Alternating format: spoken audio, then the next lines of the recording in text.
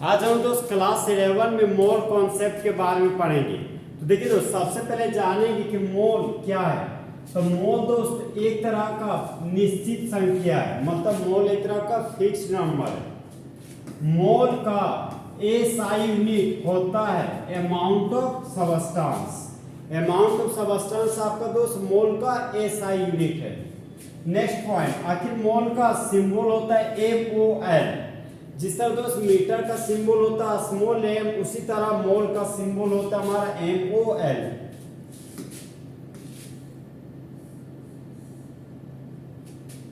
Next point में आता है दोस्त, नेक्स्ट पॉइंट है हमारा 6.022 गुना 10 का पावर 23 पार्टिकल्स रखने वाले सबस्टेंस की मात्रा को परिभाषित किया जाता है एक मोल की मदद से।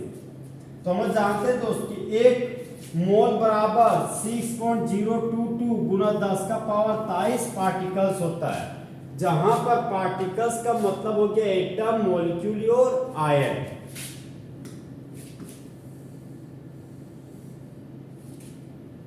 अब यहां पर देखिए दोस्त, 1 मोल एलिमेंट रखता है, तो 1 मोल एलिमेंट हमेशा रखता है 6.022 गुना 10 का पावर 23 एटम्स।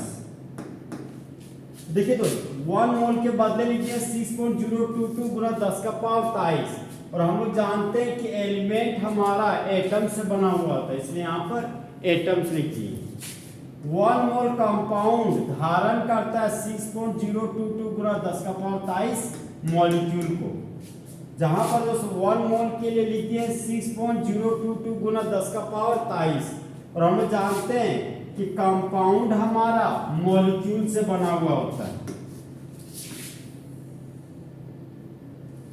अब दोस्त कुछ एग्जांपल पढ़ते हैं। 1 मोल के लिए 6.022 गुना 10 का पावर 23। अब यहाँ पर देखिए दोस्त, सोडियम हमारा एटम्स है, तो यहाँ पर एटम्स ऑफ सोडियम लिखिए। तो 1 मोल सोडियम बराबर हो गया 6.022 गुना 10 का power 23 atoms of sodium. Next example है हमारा दोस्त 1 मोल कैल्शियम। तो 1 मोल के लिए लिखते हैं 6.022 गुना 10 का पावर 23। कैल्शियम हमारा एटम्स है, तो यहाँ पर एटम्स ऑफ कैल्शियम लिखिए। तो 1 मोल कैल्शियम बराबर हो गया 6.022 गुना 10 का power 23 atoms of calcium. Next example है हमारा दोस्त 1 मोल वाटर। तो 1 मोल का वैल्यू हो गया 6.022 गुना 10 का पावर 23, और वाटर एक तरह का मॉलिक्यूल है, तो यहाँ पर लिखिए मॉलिक्यूल्स ऑफ वाटर।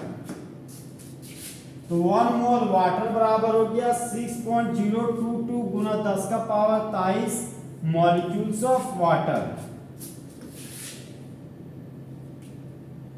और दोस्त नेक्स्ट एग्जांपल में आते हैं। नेक्स्ट एग्जांपल है हमारा 1 मोल मीथेन। तो यहाँ पर दोस्त 1 मोल का मतलब हो गया 6.022 गुना 10 का पावर 23। मीथेन हमारा दोस्त मॉलिक्यूल है, यहाँ पर लिखिए मॉलिक्यूल्स ऑफ मीथेन। तो 1 मोल मीथेन बराबर हो गया हमारा 6.022 गुना 10 का पावर 23 मॉलिक्यूल्स ऑफ मीथेन। तो जिस तरह हम लोग चेन्नई को पहले मद्रास कहते थे, उसी तरह मोल को पहले ग्राम एटम और ग्राम मॉलिक्यूल कहते थे। यहाँ में नोट में लिखा हुआ दोस्त, मोल को पहले जानते थे ग्राम एटम और ग्राम मॉलिक्यूल के रूप में। यही चीज हिंदी में लिखा हुआ दोस्त, मोल को पहले ग्राम एटम या ग्राम मॉलिक्यूल के नाम से जाना जाता था।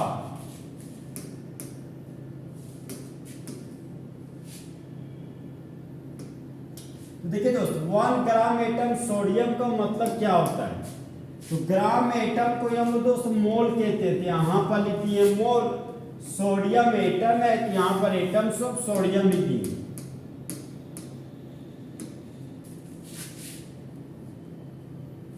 यहाँ पर देखिए दोस्त, 1 ग्राम एटम सोडियम का मतलब हो गया हमारा 1 मोल एटम्स ऑफ सोडियम।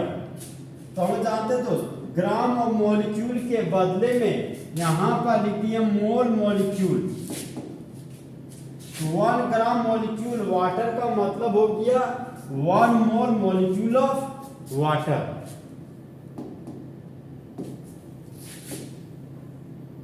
अब हम लोग दोस्त अवोगाड्रो नंबर के बारे में पढ़ेंगे। अवोगाद्रो की संख्या जिसका सिंबल होता है हमारा Na।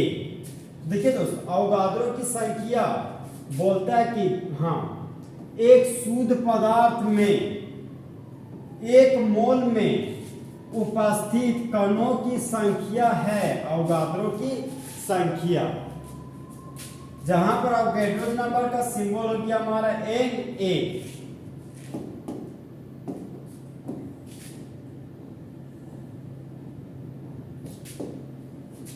नेक्स्ट पॉइंट है हमारा दोस्त, अवोगाड्रो नंबर बराबर हो गया 6.022 गुना 10 का पावर 23। और अवोगाड्रो नंबर का यूनिट होता हमारा पार्टिकल्स पर मोल, जहां पर पार्टिकल्स का मतलब हो गया एटम, मॉलिक्यूल और आयन। तो इस तरह हमारा दोस्त फुल एचडी में मोल कंसेप्ट और अवोगाड्रो नंबर खत्म हो गया। तो दोस्त चिते की चाल, बात की नजर और हिमांशु कुमार के कैलकुलेशन पर कभी शक नहीं किया सकता।